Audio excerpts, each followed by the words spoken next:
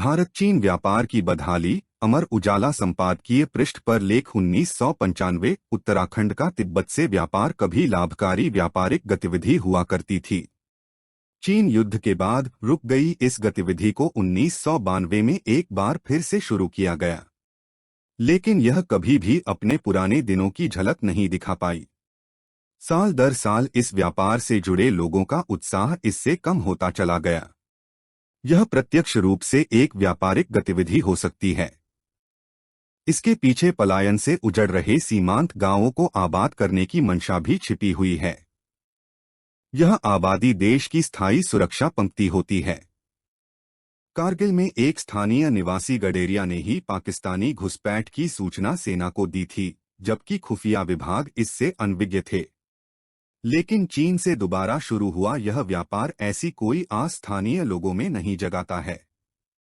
भारत चीन व्यापार की बदहाली हिमालय के दुर्गम दरों से 8 से 10 दिन पैदल चलकर भेड़ों, खच्चरों, याकों तथा मनुष्यों की पीठों पर माल ढोकर वस्तु विनिमय के आधार पर होने वाले भारत चीन व्यापार से बहुत बड़े टर्नओवर की उम्मीद नहीं की जा सकती है।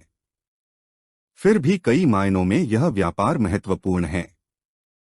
भारत चीन संबंध हिमालय की विस्तृत दुर्गम श्रृंखलाओं में बसने वाली शौका, भोटिया जनजाति की परंपरा व रोजगार तथा हिमालयी सीमा की सुरक्षा के लिए दूसरी रक्षा पंक्ति जैसे महत्वपूर्ण मसले इससे प्रभावित होते हैं।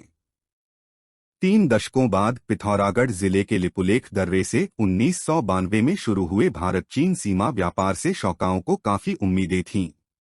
1962 के भारत चीन युद्ध के बाद यह परंपरागत व्यापार बंद हो गया था।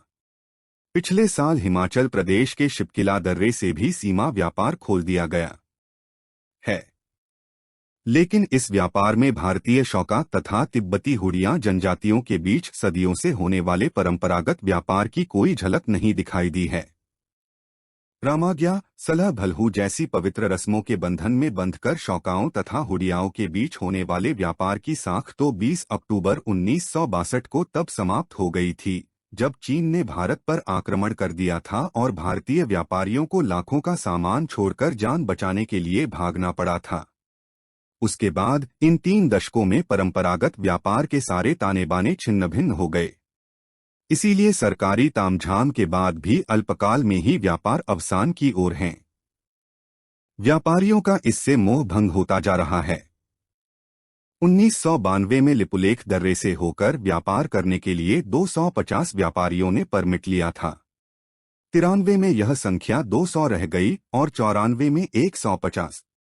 इस वर्ष से व्यापार शुरू होने की घोषणा के बाद एक भी व्यापारी परमिट लेने नहीं आया।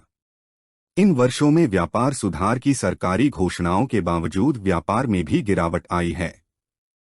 1992 में 60 लाख रुपए के माल का व्यापार हुआ, जबकि अगले वर्ष यह घटकर 50 लाख रुपए ही रह गया।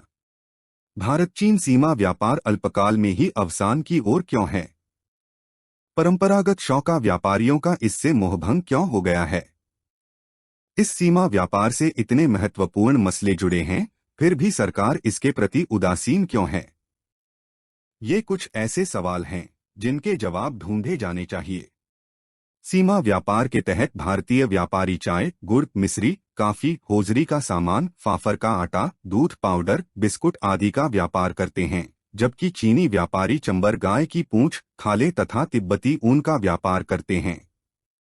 तिब्बती ऊन की खपत के लिए भारतीय बाजार में कोई प्रयास अभी तक नहीं किए गए हैं। धारचूला के व्यापारियों के पास बड़ी मात्रा में तिब्बती ऊन व चंबर गाय की पूंछ विपणन के अभाव में स्टोरों में पड़ी है। इस ऊन की खपत कुछ हद तक खादी ग्रामोद्योग कमीशन द्वारा संचालित उत्पादन इकाइयों में होती थी, किंतु सरकार ने इस वर्ष इन्हें बंद करने का फैसला किया है। जून से अक्टूबर तक चलने वाला यह सीजन व्यापार फिलहाल 13,000 फीट ऊंचे लिपुलेख दर्रे और 12,000 फीट ऊंचे शिपकला दर्रे से होता है। ये दर्रे नवंबर तक खुले रहते हैं। चीनी व्यापारी भी अपने कृषि कार्यों से निवृत्त होकर अक्टूबर में ही ताकलाकोट मंडी तक पहुंचते हैं, लेकिन तब तक भारतीय व्यापारियों को अपना सामान समेटकर लौटने को बाध्य होना पड़ता है। पहले तो भारतीय अधिकारियों ने व्यापार की आखिरी तिथि 30 सितंबर रखी थी, 1994 में इसे बढ़ाकर 15 अक्टूबर कर दिया गया। इस वर्ष भी यही तिथि रखी गई है।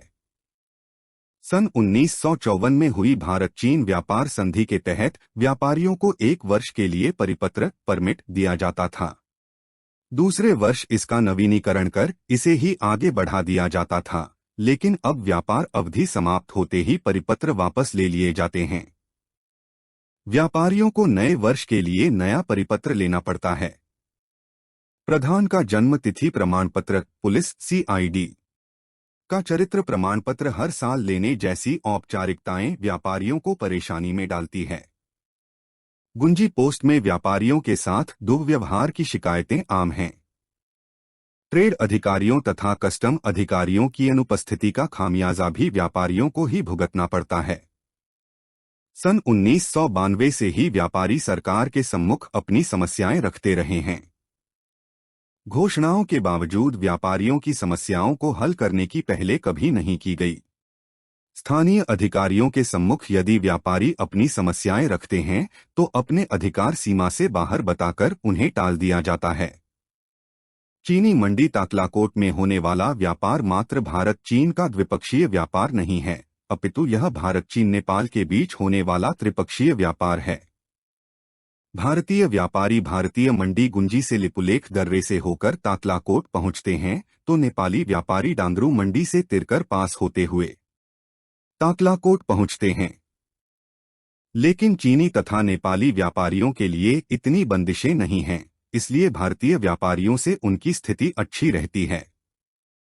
गुंजी में व्यापारियों को सुविधा देने के लिए स्टेट बैंक की शाखा खोली गई है, लेकिन इसमें विदेशी मुद्रा विनिमय की व्यवस्था न होने से बैंक का लाभ भारतीय व्यापारियों को नहीं मिल पाता।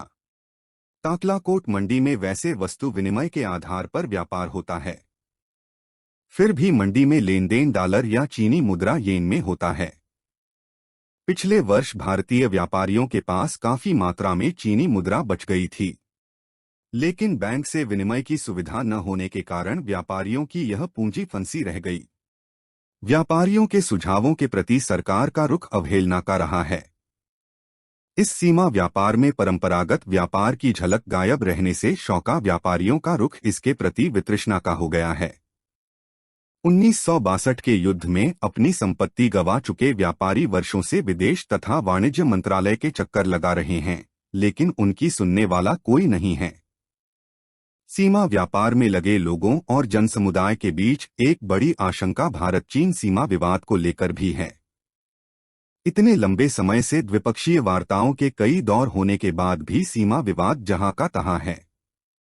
1962 में अपना सब कुछ गंवा चुके व्यापारी एक बार फिर किसी मुसीबत में नहीं पड़ना चाहते। इस सीमा व्यापार से देश की सुरक्षा का अहम मुद्दा भी जुड़ा हुआ है। हिमालय की ऊंचो श्रृंखलाओं में रहने वाला शौका तथा दूसरी जनजाति के लोगों को दूसरी पंक्ति का सीमा प्रहरी कहा जाता है। इन दुर्गम श्रृंखलाओं में कठिन परिस्थितियों में रहने वाले लोगों का जीवन भेड़ पालन और सीमा व्यापार पर ही टिका हुआ है। पिछले 30 वर्षों में इन सीमा प्रहरियों की रोजी रोटी छिन जाने के कारण इनको पलायन के लिए मजबूर होना पड़ा है। इस दौरान वैकल्पिक रोजगार देने तथा सरकारी विकास के दावे मात्र कागजों तक ही सीमित रहे हैं। इसलिए बड़ी मात्रा में इनका पलायन निचली घाटियों की तरफ हुआ है।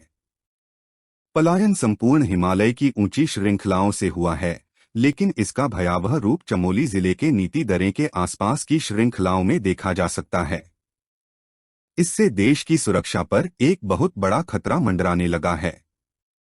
इस व्यापार को जनोन्मुखी बनाकर पलायन पर काफी हद तक अंकुश लगाया जा सकता है। यदि सरकार समय रहते नहीं चेती, सीमा व्यापार से जुड़े अहम मुद्दों को वह सतही तौर से ही लेती रही तो देश को इसका खामियाजा भुगतना पड़ेगा।